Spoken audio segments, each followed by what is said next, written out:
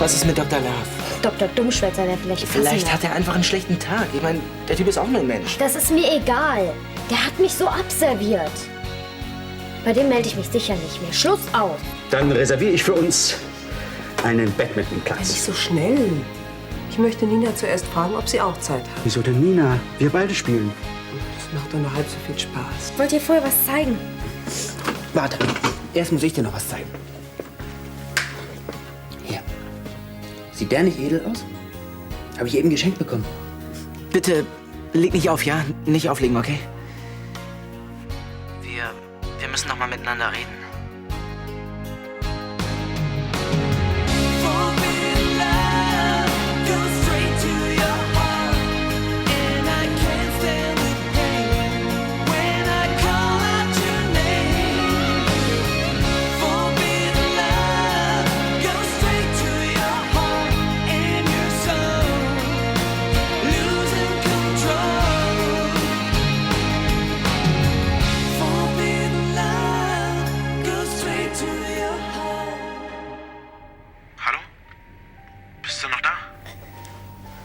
Was willst du? Ich habe mir Sorgen gemacht, weil du dich so lange nicht mehr gemeldet hast. Außerdem ist wohl eine Entschuldigung fällig. Das war nicht richtig von mir, dich einfach So so... rauszuwerfen aus der Leitung. Sagst du das jetzt, weil es dir leid tut, oder haben dir deine Hörer die Hölle heiß gemacht? Nein, ich sag das, weil... Hast du dein Radio an? Nein, wieso? Mach es an. Nun sag schon, warum? Vertrau mir einfach. Wir sind ja gar nicht auf Sendung. Nein, weil... Was ich dir zu sagen habe, das geht nur uns beide was an. Hey, du bist schließlich meine Lieblingshörerin. Und warum hast du dann einfach so aufgelegt? Naja, mein Chef meinte, dass ich zu lange mit dir quatsche und da musste ich dich aus der Leitung kicken. Akzeptierst du meine Entschuldigung? Nur wenn du mir sagst, warum du meine Handynummer weißt. Auf dem Display meines Telefons erscheint die Nummer jedes Anrufers. Und wieso hast du sie dir aufgeschrieben? Ich wollte dir einfach gerne auch außerhalb der Sendung helfen. Bist du sauer? Nee, schon okay. Meine Entschuldigung. Ist akzeptiert. Willst du auch mal probieren? Wow, der schreibt ja fast wie von selbst. Ich würde zu gern wissen, wer mir so ein teures Geschenk macht. Du weißt nicht zufällig, von wem es stammt? Also von mir bestimmt nicht. Guck mich nicht an, von mir ist er auch nicht. War denn keine Karte dabei? Wie hast du ihn eigentlich bekommen? Ein Bote hat ihn kommentarlos abgegeben. Seltsam. Wie auch immer. Wollt ihr euch nicht dazusetzen? Nein, danke, wir haben schon in der Stadt gegessen, ne? Genau. Ja, dann guten Appetit. Also jetzt, wo du so einen tollen Füller hast, kannst du mir ja mal was Nettes schreiben. Kein Problem. Oh, diese hinterhältige Kuh. Mir erzählt sie, dass sie nichts von Henning will und dann macht sie ihm solche Geschenke. Naja, aber sie hat doch gesagt, dass sie... Ach, und was sollte das dann geben? Wenn du jetzt so einen tollen Füller hast, dann kannst du mir doch mal was Nettes schreiben. Du hast recht. Noch deutlicher kann man jemanden ja gar nicht anmachen. Irgendwie komme ich mir vor wie diese Figuren in den Zeichentrickfilmen, weißt du? Die immer weglaufen wollen, weil irgendwas passiert, aber sie kommen einfach nicht von der Stelle. Und Peng fliegt ihnen alles um die Ohren. Kennst du das Gefühl? Klar. Aber weißt du, weglaufen ist auch nicht die Lösung.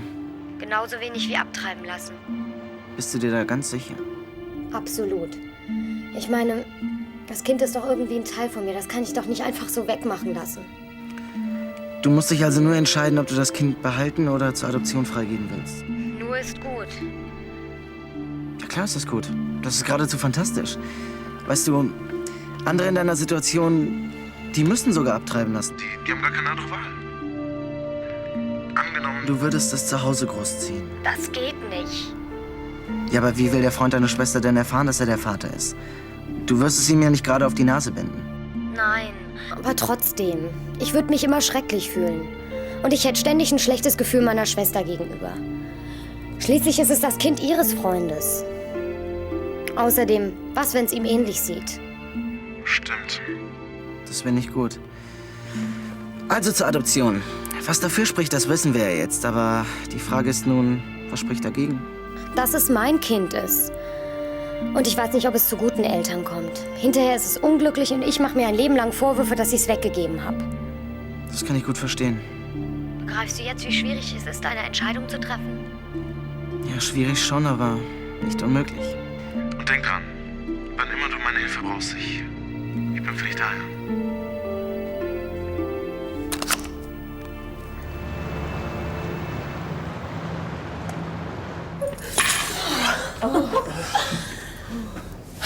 Eine Schnapsidee. Joggen am Morgen vertreibt Kummer und Sorgen. Wenn man den Abend nicht mehr erlebt. Arno scheint nicht sehr begeistert davon zu sein. Ach Quatsch. Der will nur hören, wie toll er war und dass es ohne ihn nur halb so viel Spaß gemacht hätte. Na, was sagt ihr? Wie habe ich mich geschlagen? Hm? Du warst schnell wie ein Gepard und geschmeidig wie eine Gazelle. Ich würde das Lachen schon noch vergehen. Das nächste Mal lauft ihr beide und ich fahre mit dem Auto nebenher. Ja, das könnte dir so passen. Ein bisschen Bewegung schadet dir überhaupt nicht. Solange die Füße beim Duschen noch nass werden, ist alles im grünen Bereich. Aha, ihr entschuldigt mich, ich gehe duschen. Moment, Lady first. Ich kaufe mir ein Haus mit 3 Badezimmern. Hast du ein Glück, dass Nina die passende Bemerkung parat hatte? Vor allem habe ich Glück, dass sie so gut mit dir klarkommt. Wenn ich mir vorstelle, mir ständig dein Geläster über meine Figur anhören zu müssen, da ist mir schon lieb. Sie lenkt dich ein bisschen von mir ab. Oh, das klingt ja, als wärst du eifersüchtig, weil ich so viel mit dir unternehme. Nina ist eine gute Freundin. Aber du bist der Mann, den ich liebe. Ja, heran. Guten Morgen. Na, ob der Morgen so toll ist, wird sich erst noch zeigen. Oh, Madame haben schlecht geruht? Ich habe noch mal über alles nachgedacht. Über Nina, den Stift. Ach, über alles halt. Sag mal, warum regst du dich eigentlich so auf? Ist doch nur ein Füller. Es geht doch nicht um den Füller. Es geht darum, dass Nina mich von vorne bis hinten verarscht. Sie sagt, sie will nichts von Henning, aber dann macht sie ihm so ein teures Geschenk. Und wenn Nina doch die Wahrheit sagt? Ach, das ist doch alles Teil ihres Plans. Sie will, dass es so aussieht, als ob sie Henning anbaggert. Jetzt spinnst du doch total. Hier, das hat Henning ihr Nettes geschrieben. Was hast du heute Abend vor? Und das ist ihre Antwort. Komm doch vorbei, dann siehst du's. Verstehst du jetzt, warum sie ihm den Füller geschenkt hat? Sie bringt ihn dadurch dazu, ihr solche Sachen zu schreiben. Also echt, ich glaube, dir ist der Mülleimerdeckel auf den Kopf gefallen, als du das hier rausgeholt hast. So ein Quatsch. Nina will Henning und das sieht ein Blinder mit Krückstock. Aber sie kriegt ihn nicht. Also, wenn jemand was von mir will, ich bin unter der Dusche. Rat mal, was mir gestern Abend passiert ist. Super Arno hat sein Kostüm übergestreift, ist an deinem Zimmerfenster vorbeigeflogen und hat dir die Ergebnisse aller Mathe-Tests gebracht. So ähnlich. Dr. Love hat mich gestern Abend auf meinem Handy angerufen. Echt? Woher weißt du denn deine Nummer? Von seinem Display, die hat er sich aufgeschrieben. Aha, der Knabe hat wohl noch nie was von Datenschutz gehört. Also wenn du willst, kannst du den jetzt richtig eins reindrücken. Bloß nicht, ich bin froh, dass er sich gemeldet hat. Aha. Ich dachte, du willst nichts mehr von ihm wissen. Ach, er hat sich so nett entschuldigt, da musste ich ihm einfach verzeihen. Da hat er wohl mal wieder mehr Glück als Hörer gehabt, ne? Konnte er dir denn wenigstens helfen? Sagen wir mal so, er hat mir ein paar gute Ratschläge gegeben. Jetzt muss ich mich zwischen 2 Möglichkeiten entscheiden. Aber lass dir nicht so viel Zeit damit. Du weißt doch gar nicht, um was es geht. Naja, ich stand auch schon mal vor einer Entscheidung und aus Erfahrung kann ich dir sagen, je schneller du das machst, desto besser ist es für dich. Das hat Dr. Love auch gesagt. Das ist ja unglaublich. Jetzt kopiert der Typ schon meine Worte. Ich wusste doch, an dem ist irgendwas faul.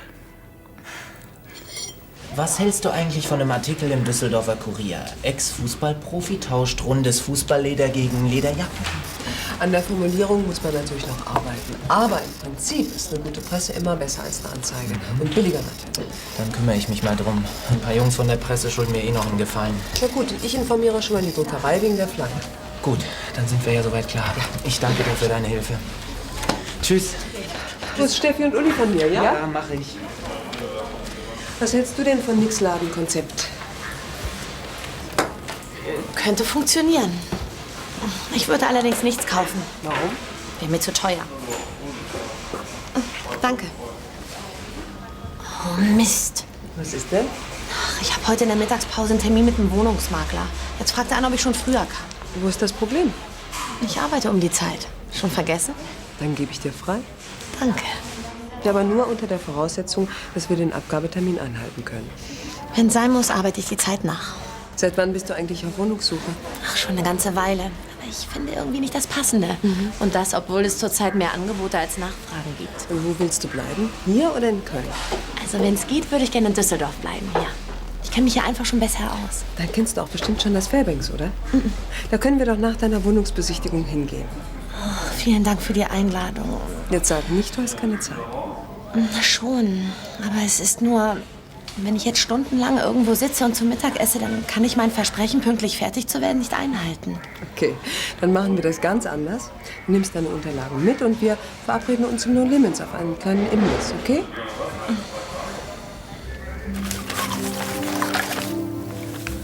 Und? Was gibt's Neues in der Welt? Das Übliche eben.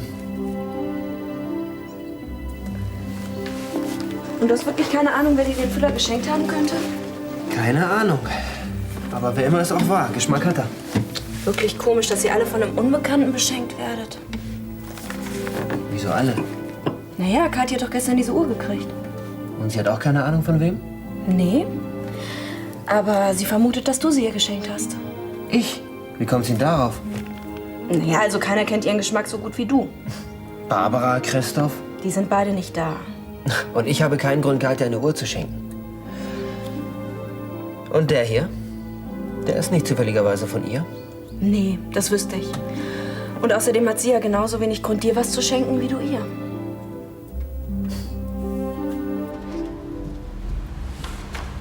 Da fehlt einfach der Pep. Mehr Drive. Oh, danke fürs Bringen. Kathi! Was machst du hier? Hallo, Frau Sander. Ich wollte eigentlich mit Nina sprechen. Die ist da drüben.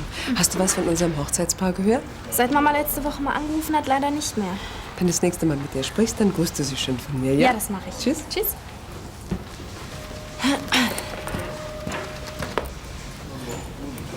Hallo. Kathi. Wenn du noch mal so eine Tour bei Henning abziehst, dann bist du fällig. Jetzt tu doch nicht so scheinheilig. Mir erzählst du, dass du nichts mehr von Henning willst und machst ihm aber teure Geschenke, um mich aus dem Rennen zu werfen. Du glaubst also tatsächlich, dass ich ihm den Füller geschenkt habe? Ja, und mir hast du die Uhr geschenkt. Ich soll glauben, Henning sei noch an mir interessiert. Und während ich auf seinen nächsten Schritt warte, wickelst du ihn um den Finger. Das hätte ich auch billiger haben können. Ich müsste ihm nur von deiner kleinen Intrige mit dem fingierten Jobangebot erzählen. Das wäre doch viel effektiver, als ihm anonyme Geschenke zu schicken, oder? Guten Tag. Tag, Ich suche die Adoptionsvermittlungsstelle. Zimmer 19a. Da war ich schon, wegen Renovierung geschlossen. Moment. Adoptionsvermittlungsstelle. Zurzeit weiß ich selber nicht mehr genau Bescheid. Seitdem die hier alles neu machen, wird hier nicht mehr gearbeitet, sondern nur noch umgezogen. Ah ja, hier ist es ja. Den Gang runter und dann 4. Tür rechts. Dankeschön. Gut so lange gedauert hat, nicht wahr? Ja, und jetzt gehen wir schön nach Hause. Kerstin, guckst du da mal rein, bitte? Hallo? Hallo, was machst du denn hier? Das ist für dich abgegeben worden. Du solltest deine Lieferanten mal informieren, dass du nicht mehr zu Hause arbeitest. Ich lass gleich nachher ein Schreiben aufsetzen. Das erspart Zeit und Wege. Ein Anruf bei mir und ich hätte dir sagen können, ob es wichtig ist oder nicht. Das hier sind nur Briefbögen. Du hast den Weg von Köln nach Düsseldorf ganz umsonst gemacht. Es hängt davon ab, ob du dich heute zum Mittagessen entführen lässt. Das ist lieb von dir. Aber ich habe hier alle Hände voll zu tun. Und nachher bin ich noch mit Nina im No Limits verabredet. Hast du übrigens gewusst, dass sie eine Wohnung sucht? Nein, vorher auch. Ja, du baust Häuser. Vielleicht hat sie dich ja gefragt, ob du eine frei hast. Hast du? Hätte ja sein können. Nina wird schon was finden. Nur wann? Also bevor sie unter Rheinbrücken schläft, kann sie ja... Das ist vielleicht die Lösung. Du meinst, Bei uns? Vorübergehend natürlich.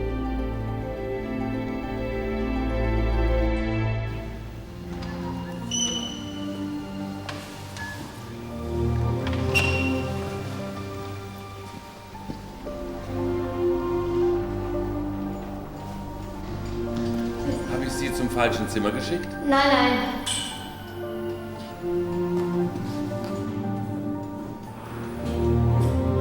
Guten Tag, Zimmer 46, Gewerbeaufsicht. Das ist im Keller. Folgen Sie dem Gang bis zum Ende, dann 2 Treppen runter und zweite Tür links. Ja, danke.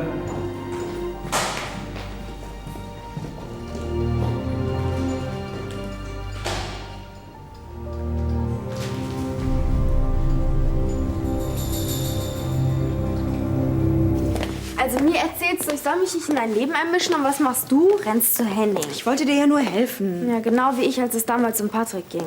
Also gut, es tut mir leid. Es kommt nicht wieder vor. Entschuldigung angenommen. Und wie geht's jetzt weiter? Henning und Nina haben jedenfalls nichts mit den Geschenken zu tun. Das habe ich dir ja gleich gesagt. Wer könnte ein Interesse daran haben, hier so für Verwirrung zu sorgen? Vor allen Dingen, wer kann sich's leisten? Und sorgen Sie gefälligst dafür, dass der Wagen das nächste Mal sauber ist, wenn ich ihn benutzen will.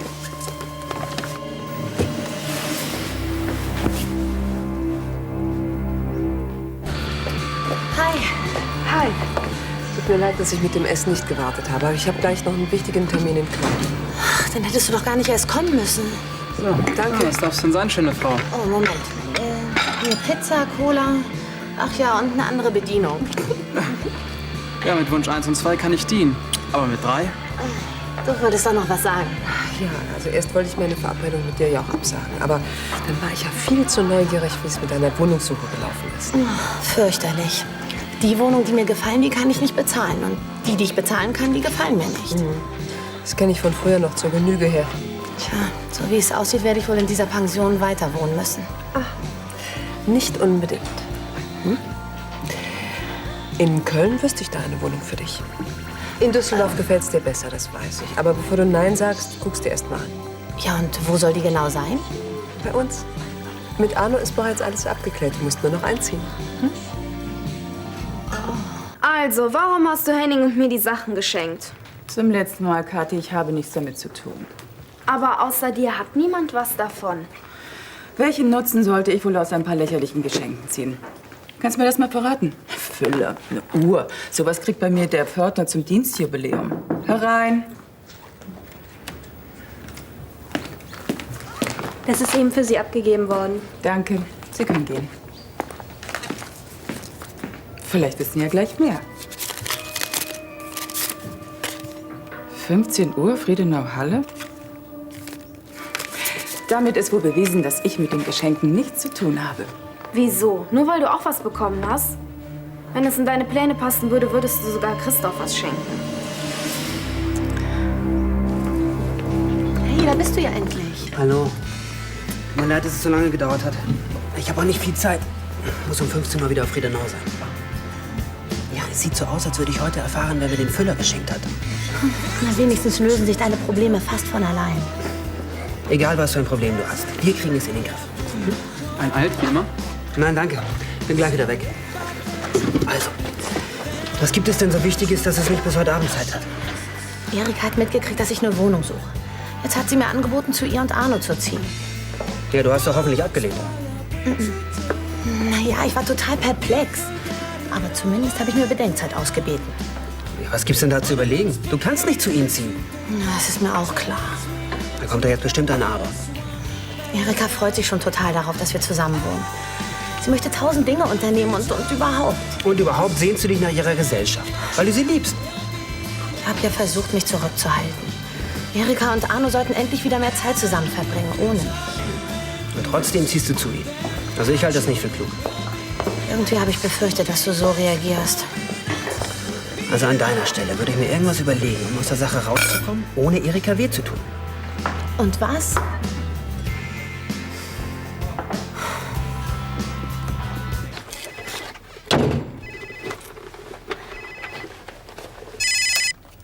Ja, hallo?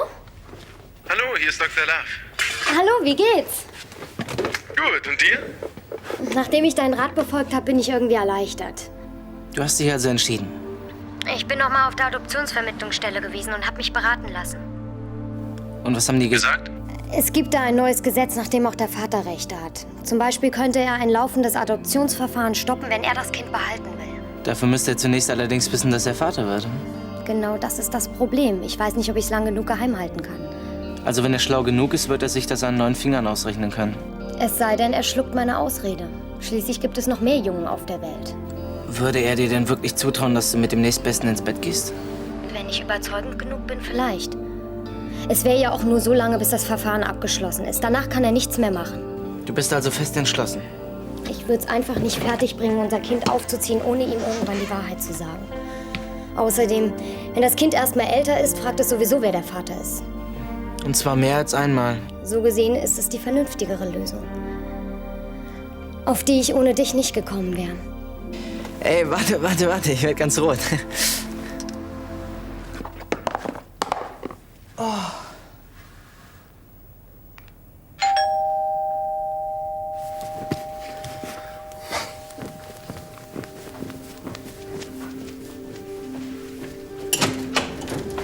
Hallo Nina, komm rein. Wen hast du denn erwartet? Niemand. Ich hatte nur Sorgen, dass meine Älteste wieder einen Anschlag auf mich vorhat, wegen ihres Ladens, weißt du. War wohl ziemlich anstrengend, dein Termin, hm? Ja, kann man wohl sagen. Kann ich dir was anbieten? Mhm. Ja, dann lass uns doch mal in die Pension fahren, deine Sachen holen. Erika, wie soll ich sagen? Du willst nicht hier einziehen. Das habe ich schon befürchtet. Schließlich bist du frisch verliebt und wirst in der Nähe von Henning bleiben wollen. Er wohnt doch in Düsseldorf, ne? Ja, in der näheren Umgebung. Habe ich mir schon gedacht. Und vermutlich wollt ihr auch demnächst zusammenziehen. Kommt drauf an, wie es läuft. Mhm. Bist du jetzt sauer? Nein, nur ein bisschen enttäuscht. Dass der Mann dir wichtiger ist als ich. Also zuerst habe ich ja gedacht, ich werde wieder mal als Einzige vergessen. Aber das hier sprengt ja wohl alle Rekorde. Ja, zumindest wissen wir jetzt auch, dass der große Unbekannte im Ausland war. Na, so große Parfumflakons gibt es in Deutschland gar nicht. Naja, vielleicht hat er sich sie ja schicken lassen. Und was haben Sie geschenkt bekommen? Wirklich sehr sinnvoll. Wo ich so gut wie nie reite. Fehlt hier nur noch ein Lackkostüm und hohe Stiefel. Aber das kannst du dir ja noch besorgen. Hallo Henning. Hi. Lange lasse ich mir deine Unterstellung nicht mehr gefallen. Was hat Kathi dir denn wieder unterstellt? Ich bin fest davon überzeugt, dass die Geschenke von Clarissa sind, weil sie wieder was vorhat. Wie oft soll ich es dir noch sagen? Ich bin nicht das Christkind. Ausnahmsweise muss ich Clarissa recht geben. Gero! Hallo Schwesterherz.